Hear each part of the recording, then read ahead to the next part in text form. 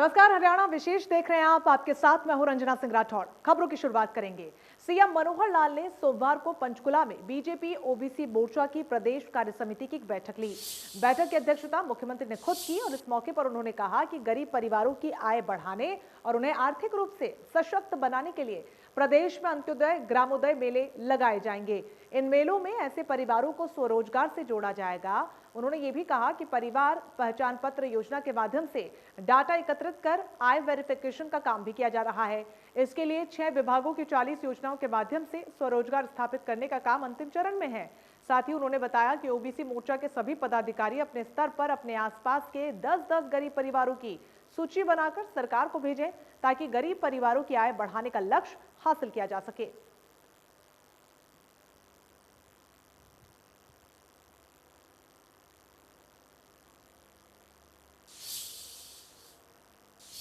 तो वहीं सीएम ने कहा कि नारनौंद में हुई घटना के दोषियों के खिलाफ कार्रवाई की जाएगी। बताया कि मामला दर्ज हो चुका है और किसान नेताओं ने वादा किया था कि हिंसक काम नहीं करेंगे, लेकिन ये जो गुंडे काम करते हैं ये किसी भी आंदोलनकारी के लिए उचित नहीं है।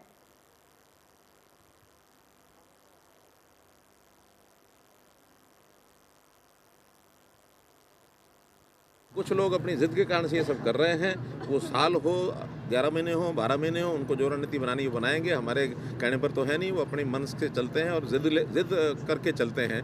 अगर वो जिद को छोड़ दें तो उनकी ये समस्या भी हल होने में देर नहीं लगेगी।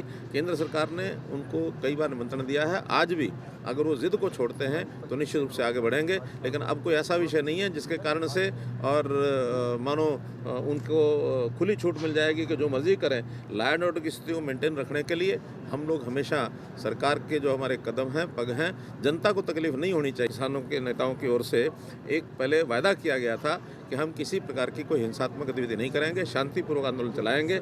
लेकिन जगह जगह पर जिस प्रकार के ये भोंडे काम करते हैं ये उचित नहीं है किसी भी आंदोलनकारी के लिए। लेकिन सरकार कहीं भी कोई कानून को तोड़ने की बात करेगा उसके खिलाफ कार्रवाई करेगी।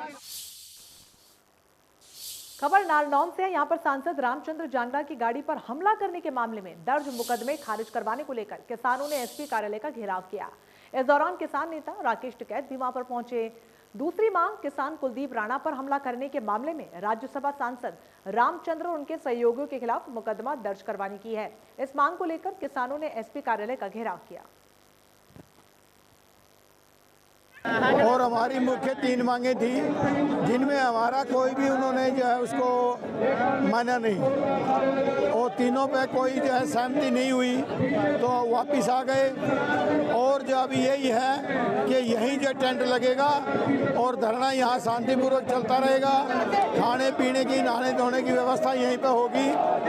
और जो कल संयुक्त किसान मोर्चा की मीटिंग है बॉर्डर पे, उसमें ये पॉइंट रखा जाएगा और जो वहाँ अंतिम निर्णय निकल के आएगा उसके ऊपर एक्शन होगा। 16 सदस्य टीम जो अंदर गई थी बातचीत के लिए और 2 हमारी प्रमुख मांगे शुरू से ही प्रमुख मांगे रही हैं। जो एक तो रामचंद्र जांगड़ा और उसके साथियों के खिलाफ में 307 का मुकदमा दर्ज किया जावे।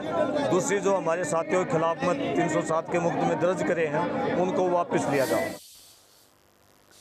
सीएम मनोहर लाल करनाल के दौरे पर हैं, तो वहीं सीएम ने शुगर मिल का उद्घाटन किया। मुख्यमंत्री मनोहर लाल खट्टर ने कहा कि मिल के नवीनीकरण से इस इलाके के किसानों को अब काफी फायदा होगा। उन्होंने कहा कि नई मिल से 50 लाख क्विंटल गन्ना किसान अब यहां पर डाल सकेंगे। सीएम मनोहर लाल का कल करनाल दौरा है। इलाके में जो गन्ना उत्पादन है, पहले 50 लाख जो क्विंटल है वो साल का गन्ना उत्पादन होता था। लेकिन इसकी जो क्रशिंग कैपेसिटी थी हमारी मिल की 35 लाख क्विंटल साल का यही ले पाती थी। शेष जो गन्ना इनको जो आसपास की शुगर मिलें थी वहाँ ले करके जाना पड़ता था। लेकिन अब इसकी कैपेसिटी 2200 जो हमारा टीसीडी से बढ़ाकर नहीं 3500 से 2200 से बढ़ाकर 3500 टीसीडी कर दिया गया है, जिसकी capacity 50 lakh ton 50 lakh quintal ये गन्ना किसान जो है यहाँ डाल सकेंगे। आवश्यकता पड़ने पर इस वर्ष तो हमने पुरानी मिल को भी रखा है। अगर कहीं कोई और गन्ने की यानी आवश्यकता हुई क्रशिंग की, तो इस दूसरी मिल को भी इमरजेंसी में चलाया जा सकता है। लेकिन अब मुझे नहीं लगता कि कोई गन्ना किसी को बाहर की मिल में ले जाना पड़ेगा। किसानों को बहुत बड़ी सुविधा हो गई है और आज जो है इस मिल को किसानों को समर्पित किया है। मिलों की इनकम बढ़ाने के लिए हमारे पास दो ही तरीके हैं, या तो एथेनॉल प्लांट लगाया जाए या एनर्जी जो प्रोड्यूसिंग ऐसे प्लांट वहाँ लगाया जाए, कोजन के जो प्लांट हैं, ताकि वहाँ पावर की प्रोडक्शन होने के बाद उस मिल का भी काम चलता है और जितनी ऑफ सीजन में पावर होती है वो सरकार को बेची भी जा सकती है। तो इन दोनों विधियों से मिलों की आय बढ़ेगी, जो मिलों का घाटा है वो समाप्त होगा और उसमें से किसानों को भी 75% रोजगार गारंटी कानून लागू होने पर डिप्टी सीएम दुष्यंत चौटाला ने चंडीगढ़ में एक प्रेस कॉन्फ्रेंस की। इस दौरान उन्होंने कहा कि 75% नौकरी में आरक्षण युवाओं के लिए लैंडमार्क साबित होगा। 15 जनवरी तक तमाम लोगों को अपनी एम्प्लॉयमेंट डिटेल्स अपलोड करनी होगी। इंडस्ट्री की मॉनिटरिंग क्लास 1 अफसर और 1 जिले के डीसी करेंगे और अगर कहीं कमी एक्ट के मुताबिक कहीं भी पाई जाती है तो 15 दिनों में लेबर कमिश्नर इसका रिव्यू देंगे। साथ ही उन्होंने कहा कि पेट्रोल और डीजल पर वैट घटाकर जनता को महंगाई से राहत दी गई है। डिप्टी सीएम दुष्यंत चौटाला ने फसल खरीद को लेकर बोला कि इस बार पिछले सालों के मुकाबले ज्यादा खरीद हुई है। साथ ही उन्होंने ये भी कहा कि भावांतर योजना के तहत किसान को 600 रुपए अतिरिक्त दिए गए हैं। दो ऐतिहासिक कदम लिए गए, जहाँ एक और पर 75% एम्प्लॉयमेंट ऑफ लोकल कैंडिडेट्स प्रदेश में भाई दूज के दिन लागू हुआ, वहीं दूसरी ओर पर हरियाणा प्रदेश में पेट्रोल और डीजल की कीमतों में 12 रुपए की कटौती करी।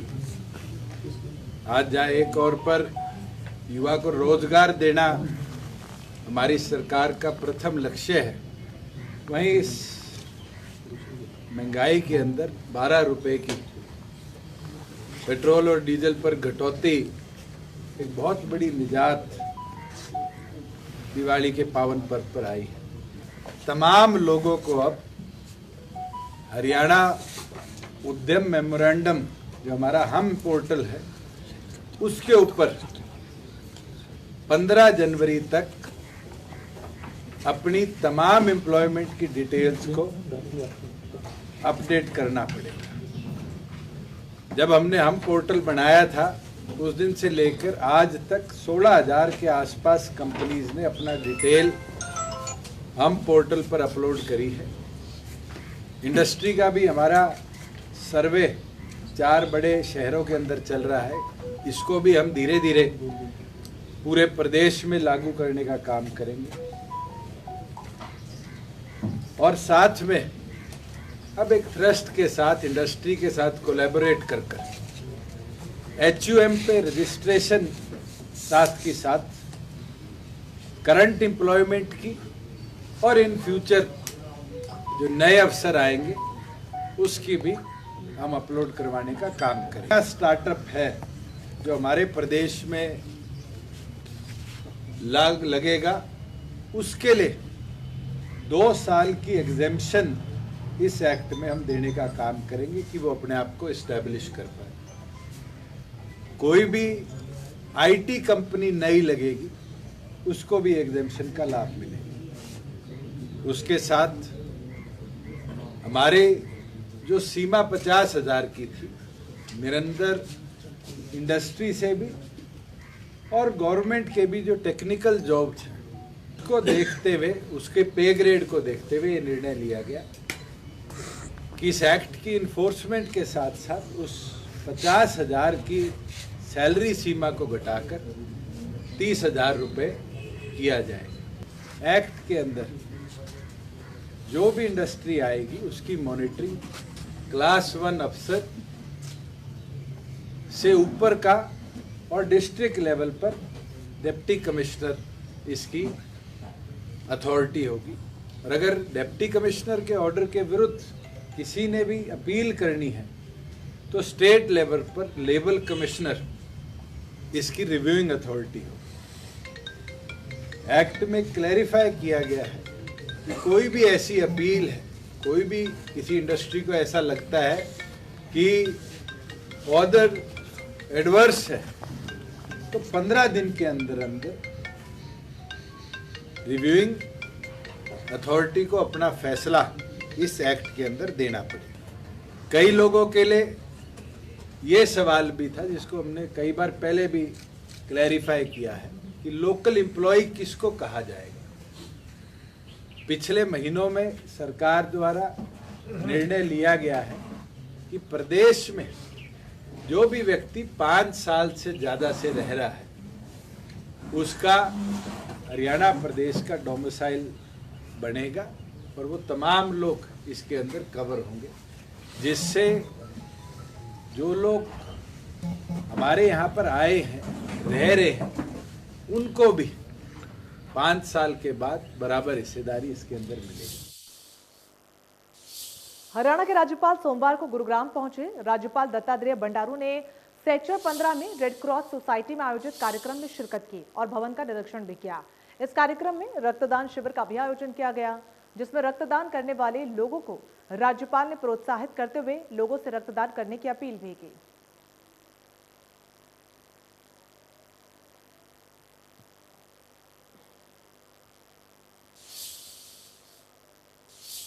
किसानों पर दिए गए सांसद अरविंद शर्मा के विवादित बयान पर कांग्रेस सांसद दीपेंद्र हुड्डा ने निशाना साधा है। उन्होंने कहा कि ये बिल्कुल गैर जिम्मेदाराना बयान है। कि गैर जिम्मेदाराना लोगों द्वारा गैर जिम्मेदाराना बयान कोई आए तो उस पर मैं कोई कमेंट करूं जरूरी नहीं है।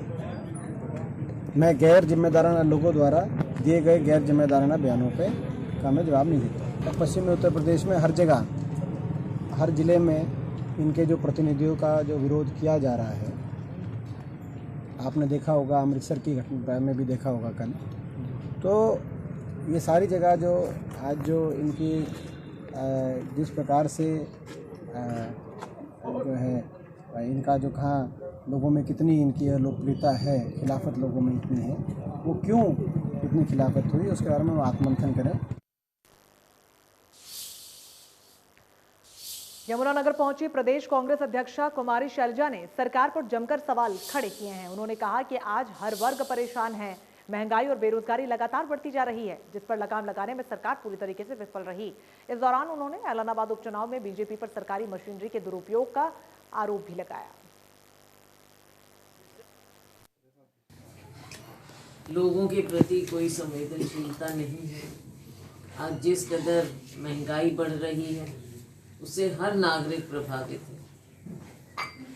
गरीब, मिडिल क्लास, सभी लोग। क्राइम आप देख लो, अनएम्प्लॉयमेंट आप देख लो, बेरोजगारी बढ़ती चली जा रही है।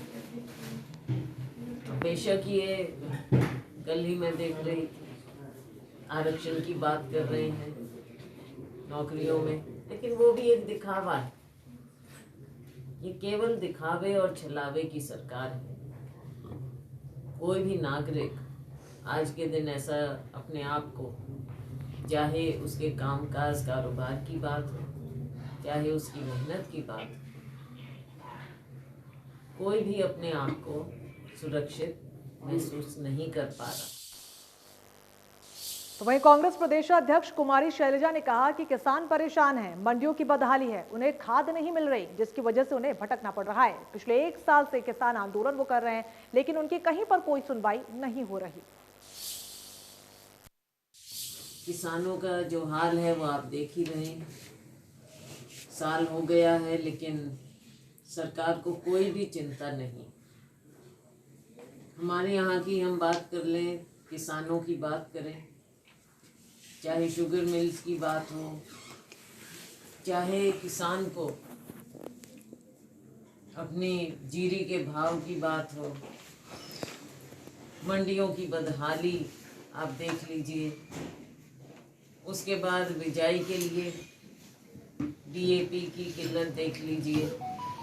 हर तरह से हर बार कोई ना कोई इस सरकार का बहाना चलता रहता।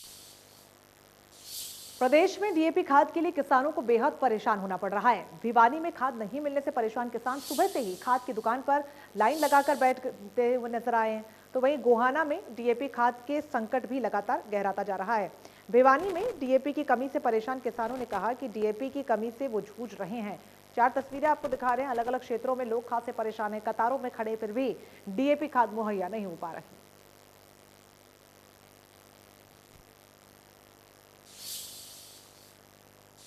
तो वहीं डीएपी खाद के लिए परेशान किसानों से सहयोगी राजेंद्र दहिया ने खास बातचीत की है। किसानों का क्या कुछ कहना है, आपको सुनवाते हैं। हम खड़े हैं इस समय बल्लभगढ़ की अनाज मंडी में और आप देख सकते हैं कि तमाम जो किसान है वो यहाँ पर लाइन लगाए खड़े हैं। और जो इफ्को किसान सेवा केंद्र है बल्लभगढ़ का, ये सुबह से ही बंद है और सुबह से ही लोग जो है लाइन में बैठे हुए हैं। भारी संख्या में जो किसान महिलाएं हैं वो भी यहाँ पहुँची हैं।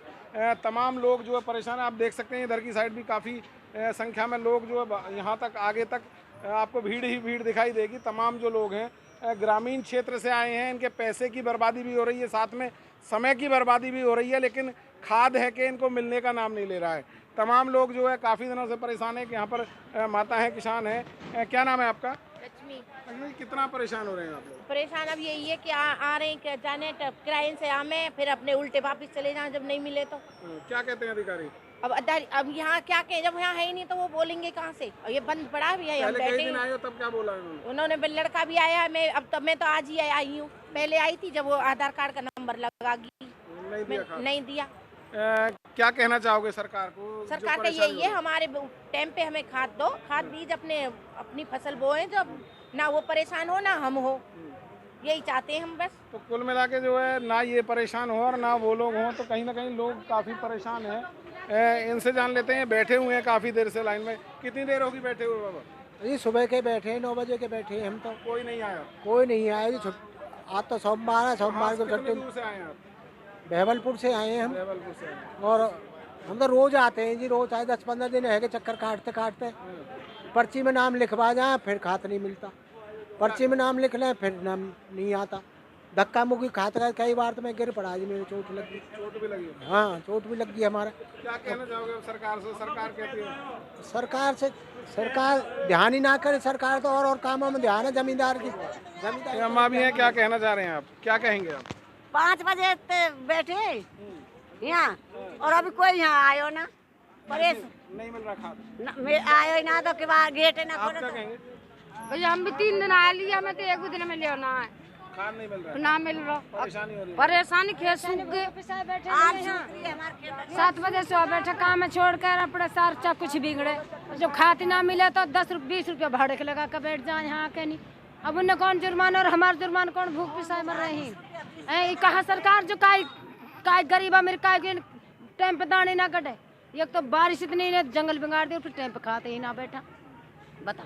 तो आप देख सकते हैं किस तरीके का गुस्सा किसानों के अंदर है। लगातार गुहार लगा रहे हैं, लेकिन कोई भी इनकी सुनने वाला नहीं है। तमाम किसान जो यहाँ आकर बैठ जाते हैं और परेशान होकर चले जाते हैं, लेकिन अधिकारी उनको खाद देने का नाम नहीं ले रहे हैं। बल्लभगढ़ से इंडिया न्यूज़ के लिए राजेश। तौशाम में व्यापार मंडल की बैठक हुई है, जिसमें सर्वसम्मति से फैसला लिया गया कि 14 नवंबर तक अगर सराफा व्यापारी के यहां पर लूट करने वाले गिरोह को नहीं पकड़ा गया तो व्यापार मंडल तौशाम बाजार को बंद रखेगा। प्रदेश व्यापार मंडल प्रधान बजरंग दास गर्ग ने बताया कि सराफा व्यापारी के यहां पर अज्ञात लुटेरों ने गोलियां चलाई थीं। सोना और चांदी लूट कर वो फरार हो गए थे, जिसे लेकर ये पूरी बैठक की गई। उन्होंने कहा कि पुलिस ने लुटेरों को पकड़ने के लिए 1 सप्ताह का समय मांगा है और अगर लुटेरे नहीं पकड़े गए तो बाजार बंद कर व्यापार मंडल विरोध प्रदर्शन करेगा।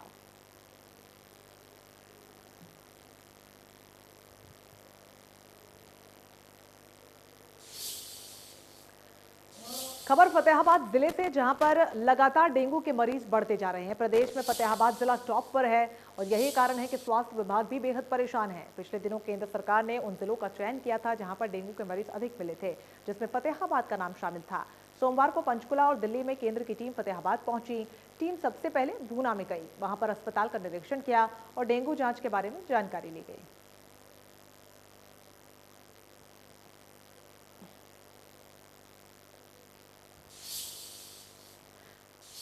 केंद्र सरकार की तरफ से वैक्सीनेशन में तेजी लाने के लिए हर घर दस्तक अभियान चलाया जा रहा है और इसी के तहत अंबाला में भी इसकी शुरुआत हो चुकी है, जिसके तहत स्वास्थ्य विभाग की तरफ से डोर टू डोर जाकर बचे लोगों का वैक्सीनेशन किया जाएगा।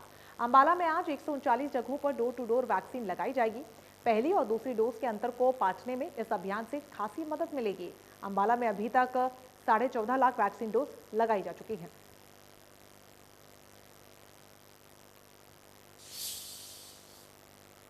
कोरोना वायरस की दूसरी लहर ने भारत में जमकर तबाही मचाई थी, जिसके बाद भारत सरकार ने वैक्सीनेशन में तेजी लाने का निर्णय लिया था और प्रत्येक जिले में वैक्सीनेशन तेजी से करने का आदेश भी दिया था।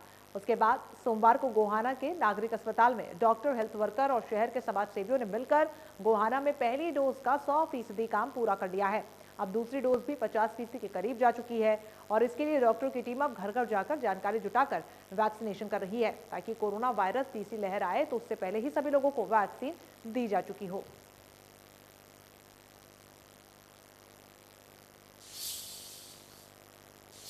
सिरसा जिले के अलग अलग गांव में पशुओं को मुंह खुर और गलघोटू बीमारी से बचाव के लिए 1 नवंबर से टीकाकरण अभियान जारी है, जिसमें जिले के अलग अलग गांव के विभाग की टीमों ने पशुपालकों के घर जाकर टीके लगाए जा रहे हैं। इसी कड़ी में सोमवार को भी क्षेत्र के गाँव में टीकाकरण अभियान के तहत पशुओं को टीके लगाए गए। पशुओं को मुंह खुर और गलघोटू बीमारी से बचाव के लिए टीकाकरण अभियान का पशुपालकों ने भी स्वागत किया है और इसे सरकार का सराहनीय कदम बताया। पशु चिकित्सालय सिरसा के deputy director doctor Vidyasagar Bansal ने बताया कि पशुपालन और डेयरी विभाग की ओर से तीसरे राउंड के दूसरे चरण के तहत अभियान चलाकर पशुओं को मुंह खुर और गलघोटू के बचाव के लिए टीके लगाए जा रहे हैं।